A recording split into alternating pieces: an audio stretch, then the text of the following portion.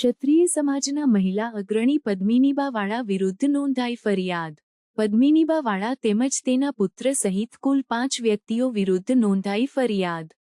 Gondal સીટીબી division police station ખાતે બળજબરીપૂર્વક પૈસાની માંગણી કરવી, જાનથી મારી નાખવાની ધમકી આપવા સહિતની કલમ હેઠળ નોંધાઈ ફરિયાદ। તેજલ છૈયા નામની યુવતી દ્વારા 60 વર્ષીય નિવૃત્ત વ્યક્તિને પોતાની પ્રેમજાળમાં ફસાવવામાં આવ્યો હતો। પ્રેમજાળમાં ફસાવીને પૈસાની માંગણી કરવામાં આવી હતી તેમજ મકાન પચાવી પાડવાની ધમકી અપાઈ હતી। પદ્મિનીબા વાળા તેમજ તેના પુત્ર સહિત 5 જેટલા વ્યક્તિઓ ગોંડલ ખાતે પહોંચ્યા હતા। જી આપણે એક ભાઈ છે કે ગાદીપતિ પોતે ભુવા છે કે જોવે છે એવું ઈ બેન દ્વારા મને જાણવા મળ્યું છે। ઈ બેન રાજકોટ રહેતા હતા અને સત્ય સમર્પણ ન્યૂઝ દ્વારા મને બોલાવવામાં આવી। બરાબર, ઈ બેન ત્યાં ગયા હતા। ઈ બેન કઈક એના ન્યાય માટે અને એક એના પરિવારનું એ બધું કરવા અને આ ભાઈનું પણ બધું કહેવા ગયા હતા અને ઈ ન્યૂઝ મારફતે મને બોલાવવામાં આવી। પછી હું ત્યાં ગઈ, પછી બેનની મેં રજૂઆત સાંભળી। મેં બેનને એવું કીધું, મેં કીધું બેન બે પાસા મારે સાંભળવા પડે, એટલે મેં કીધું ઈ ભાઈ છે એને પણ મારે સાંભળવા પડશે। તો એક સમાજની આગેવાન તરીકે મેં તો આવા કેટલા બેનો દીકરીઓના પ્રશ્નો સોલ્વ કર્યા છે, ઘરે જઈને સોલ્વ કર્યા છે અને મારી આખી ટીમે છે અને મારી પાસે પ્રૂફ પુરાવા છે। તો ઘરે અમે શું કામ ન જઈ શકીએ? ઘરે અમે શાંતિથી અમે વાતાવરણ અને જો થોડોક ઠપકો આપી અમે અને થોડું કહીએ ખરા। તો અમારું એક એવું હતું, ઈ ભાઈને ફોન કર્યો, ભાઈએ ના આવ્યા। ભાઈ એમ કીધું હું નહીં આવું, આપ લોકો અહીંયા આવો। બરાબર, અમે અહીંયા આવ્યા, ગોંડલ આવ્યા, તો ભાઈ એવું કીધું કે આપણે આપણા ઘરે બેસીને વાત કરીએ। મેં કીધું ઓકે, કઈ વાંધો નહીં। ભાઈને અમે બધું દેખાડ્યું। મેં કીધું ભાઈ આ શું છે, તમે શું જોવો છો, મારે જોવડાવવું છે। અને અમારું એક પેલો તો એવું જ હતું કે ઈ ભાઈને અમારે ખુલ્લા પાડવા હતા કે કોઈ પણ જોવડાવવા જાય અને આવા બેનો દીકરીઓને ખોટા સકંજામાં લઈ અને શોષણ ન કરે। બરાબર, અને ઈ ભાઈની પૂરેપૂરી તૈયારી હતી આ બેનનું શોષણ કરવાની, એટલે અમે એને ખુલ્લા પાડવાના હતા। એટલે મેં એનું સાંભળ્યું। પછી ભાઈ માફી માંગવા માંડ્યા, એના દીકરી માફી બધા અમારી પાસે કેટલી બધી માફી માંગી અને કે બેન જાતું કરી દો, એના દીકરીને કંઈક સિઝરિયન છે, એ રોવા માંડ્યા બહુ। અને ભાઈએ કેટલી વખત માફી માંગી કે 100 વખત મારી હવે કોઈ દિવસ કઈ ભૂલ થશે નહીં।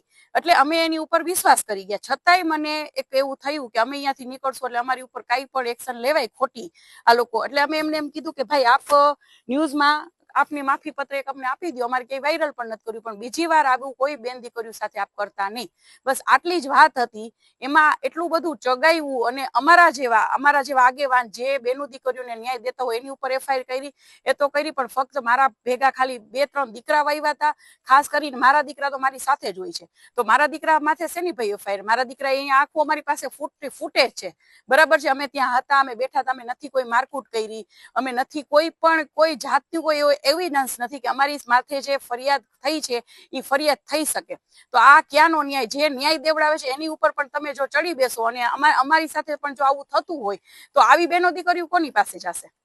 એ મારે પ્રશ્ન પૂછવો છે। અને અત્યારે કેટલા બધા રેપ કેસ થાય છે, ન્યાય મળે છે દીકરીઓને?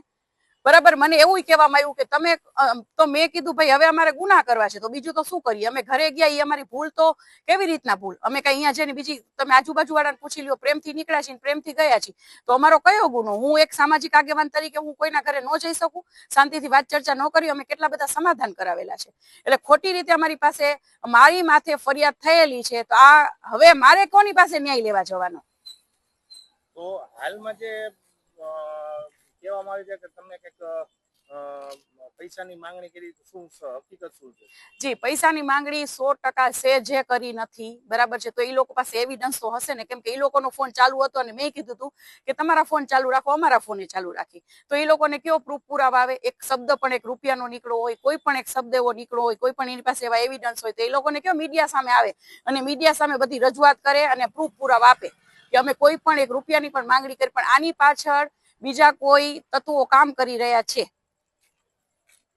હાલમાં હવે આગળ શું તમારી સ્ટ્રેટેજી કરવામાં? ના, આગળ હવે અમારી લડી લેવાની તૈયારી છે, બરાબર। હંમેશા હું તો કહું જ છું કે સત્ય ને બહુ તકલીફ પડે છે અને હવે અમે લડી લેવામાં છીએ। જે પણ સત્ય હશે યાદ નહીં તો કાલ બારે આવશે। અમે નિર્દોષ છીએ, બેન નિર્દોષ છે, બરાબર। આ તો એવું થયું, ઊંધું પડ્યું કે અમે તો બેનને સહાય કરવા ગયા અને અમારી ઉપર આ લોકો એફઆઈઆર દર્જ કરી દીધી, પણ શેની કરી? એમ અમે કેમ મને કોઈ હક નથી? અને મારી પાસે તો એવા પુરાવા છે. હું ફરીવાર કહીશ કે કેટલા બધા બેનો દીકરીઓને 16 વર્ષથી કેસ ચાલતા હતા ને, જેને ન્યાય નથી મળ્યા ને એને મેં ન્યાય દેવડાવ્યો છે. અમે અને મારી ટીમે ન્યાય દેવડાવ્યો છે.